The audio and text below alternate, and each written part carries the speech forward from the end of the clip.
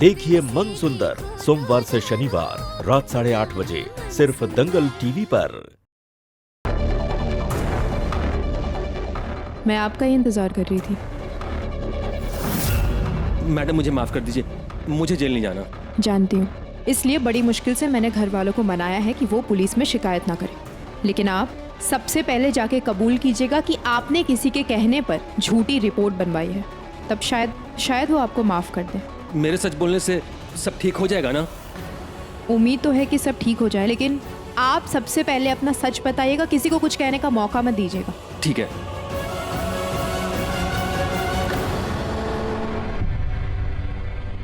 पूनम, ये बदबू कैसी आ रही?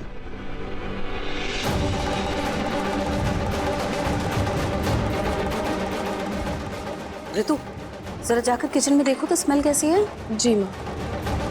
कुछ नहीं आंटी, वो मैंने ऑमलेट बनाया ना, तो अंडे की स्मेल होगी।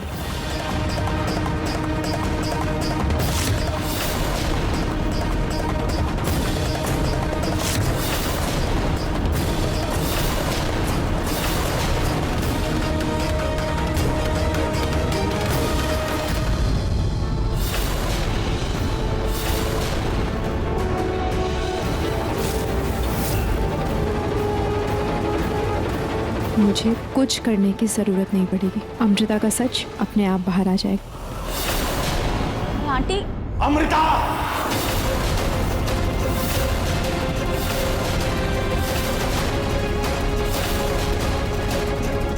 तुम जानती हो कि इस घर में अंडा, मांस, मच्छी ये सब नहीं आता, फिर भी तुमने हमारा किचन अपवित्र कैसे किया?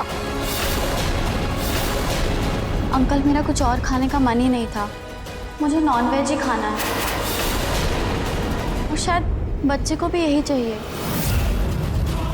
बच्चा बच्चा बच्चा, तुम्हारी हर गलती का इल्जाम तुम अपने होने वाले बच्चे पर डालकर तुम बच नहीं सकती अमृता। इस घर में नॉनवेज नहीं बनेगा तो नहीं बनेगा।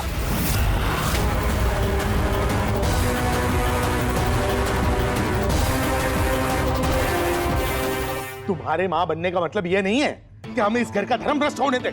तो मैं क्या करूं, भूखी रहूं? क्योंकि ये दाल रोटी तो मेरे गले से नहीं उतर रही। अब आप लोगों का धर्म बचाने के लिए मैं अपने और अपने बच्चे की जान ले लूं?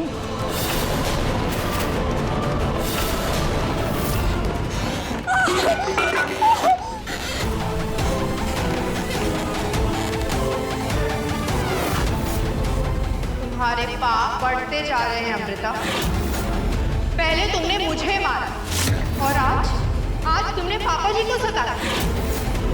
तुम्हें मैं नहीं छोड़ूंगी, तुम्हारे हर गुनाह की सजा दूंगी मैं तुम्हें। नहीं नहीं, मुझे माफ कर दीजिए। नहीं, मुझे माफ कर दीजिए। I am sorry.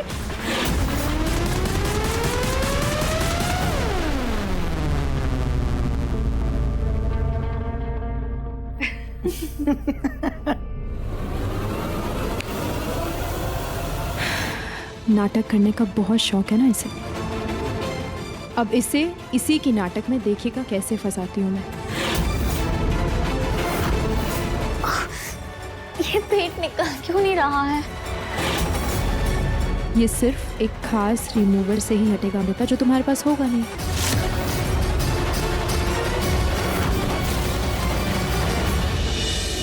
जैसा है पूनम जी, मुझे बड़ी देर हो रही है, मैं चलता हूँ। जैसे उनकी तबीयत ठीक हो जाएगी तो आप मुझे बुला लीजिएगा, हम वापस आ जाएंगे।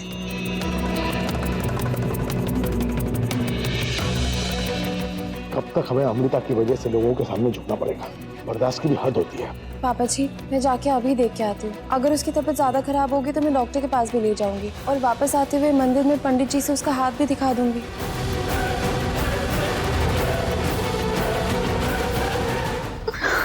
लगता है ये ऐसे नहीं निकलेगा, इसके लिए कुछ और ही सोचना पड़ेगा। क्या करूं? शीतल को फोन करती हूँ। हाँ, हेलो शीतल, तेरे पास अलग अलग तरीके के ग्लू रिमूवर होते हैं ना, जिससे तू ब्लू वाले आईलैशेस और नाखून भी बड़े आराम से निकाल लेती है।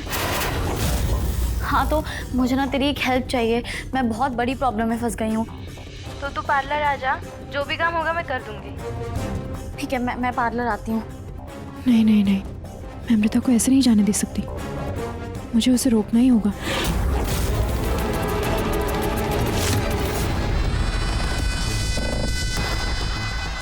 ये तकिया लगाना पड़ेगा क्योंकि उन हिजड़ों ने मुझे 9 महीने पेट के साथ देखा है। बहुत तमाशा कर रहे थे ना ये लोग। अब देखो मैं कैसे बाजी पलटती हूँ।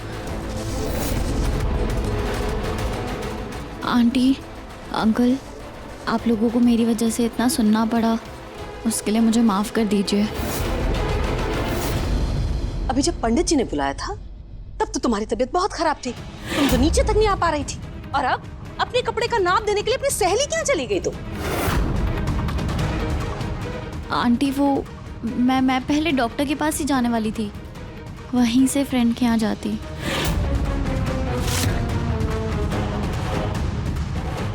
अमृता की चालाकियां कुछ ज्यादा ही बढ़ती जा रही है, हर बार मुझसे एक कदम आगे बढ़ जाती है। तुम्हारी इस हरकत ने समाज में चिंगारी उड़ा दी है, जिसे आगे आग बनते देर नहीं लगेगी। इससे पहले कि ये लड़की हमारा और तमाशा बनाए और हम समाज में किसी को मुंह दिखाने के लायक न रहे, हमें अमृता और निहार की शादी करानी होगी। हिम्मत कर बेटा, हिम्मत कर, चल उठ और लड़। अपने निहार के लिए, अपने परिवार के लिए, अपनी आन के लिए और अपने सच के लिए। तुझे बुराई के खिलाफ लड़ना ही होगा। तुझे हमारे परिवार को इंसाफ दिलाना होगा रुचिता। तुझे अपने सुहाग के लिए लड़ना होगा। अभी भी तेरे पास 24 घंटे बाकी हैं। तू इस तरह थक नहीं सकती। आखिरी सेकंड तक तुझे कोशिश करनी होगी, आखिरी सेकंड तक बेटा।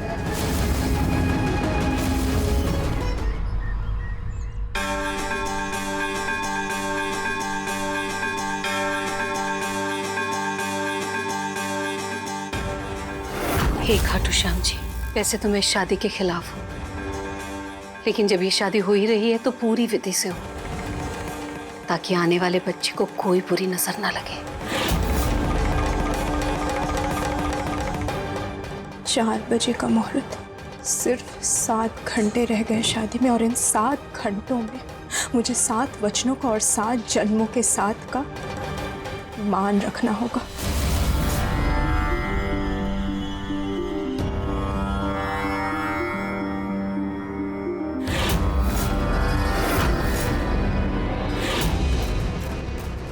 दादी, हमें कुछ तो सोचना होगा। मैं हार नहीं मानूंगी, आखिरी पल तक लड़ूंगी। और हम करेंगे क्या रुचिता? आज तो मेरा दिमाग भी बिल्कुल काम नहीं कर रहा।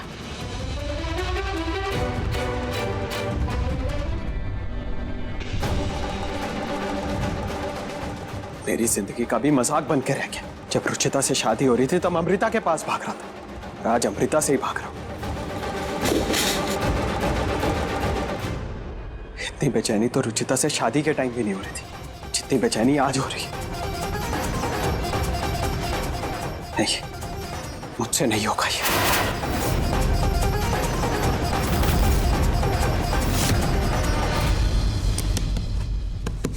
दादी जी,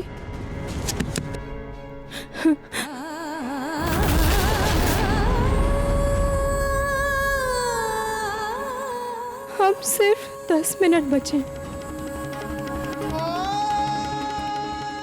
अब मैं कुछ नहीं कर सकती।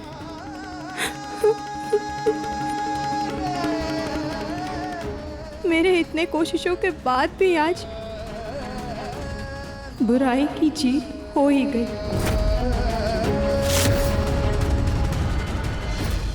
क्या यार, ऑफिस से निकल गया तो यहाँ क्यों नहीं आया वो?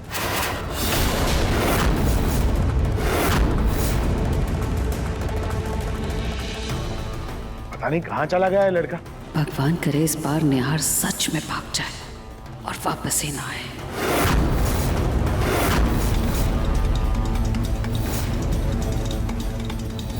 निहार मुझे धोखा नहीं दे सकता, उससे मुझसे शादी करनी ही होगी। मैं अभी उसे ढूंढ के लाती हूँ।